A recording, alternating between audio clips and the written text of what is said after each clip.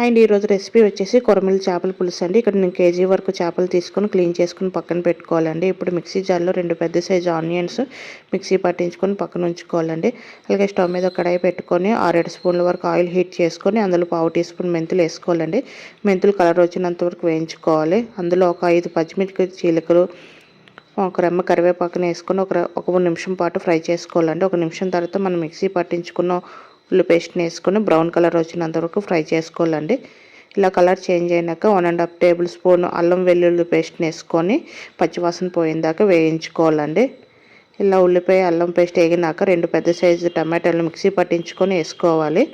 ఇక్కడ నేను సరిపడినంత ఉప్పు వేసుకుంటున్నాను. అలాగే 1/2 టీ స్పూన్ పసుపుని వేసుకొని ఈ టమాటా అంటే పచ్చిదనం పోయి ఆయిల్ రిలీజ్ అవ్వాలండి, అంతవరకు ఫ్రై చేసుకోవాలి. ఇలా టమాటా ఫ్రై అయింది కదండి, సరిపోతుంది. ఇందులో 2 టేబుల్ స్పూన్ల ధనియాల పొడి, 1/2 టేబుల్ స్పూన్ జీలకర్ర పొడి, 1 టేబుల్ స్పూన్ గరం మసాలా, 2 స్పూన్ల కారం అండి వేసుకొని ఒకసారి బాగా కలుపుకోవాలి. ఇలా కలుపుకున్న దాంట్లో మనం క్లీన్ చేసుకుని పెట్టుకున్న చేప ముక్కల్ని వేసుకోవాలండి. ఇలా చేప ముక్కలు అన్నిటిని వేసుకొని మూత పెట్టుకొని ఒక 2 నిమిషాలు మసాలా పట్టినట్టు మగ్గించుకోవాలండి. 2 నిమిషాల తర్వాత మూత తీసి జాగ్రత్తగా రెండో వైపు టర్న్ చేసుకోవాలండి. రెండో వైపు టర్న్ చేసుకున్నాక ఒక మూత పెట్టుకొని ఒక 2 నిమిషాలండి మళ్ళీ మగ్గించుకోవాలి.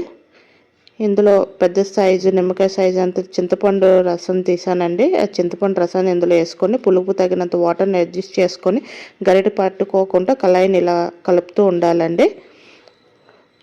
పులుసు దగ్గర పడినంత వరకు ఉడికించుకోవాలి. ఈ విధంగా సరిపోద్దండి పులుసు కన్సిస్టెన్సీ అనేది. ఇందులో గుప్పుడు కసూరి మేతి, గుప్పుడు కొత్తిమీరని వేసుకొని ఒకసారి కలుపుకొని స్టవ్ ఆఫ్ చేసేయండి. నచ్చితే లైక్ అండ్ ఫాలో చేయండి. Thank you for watching.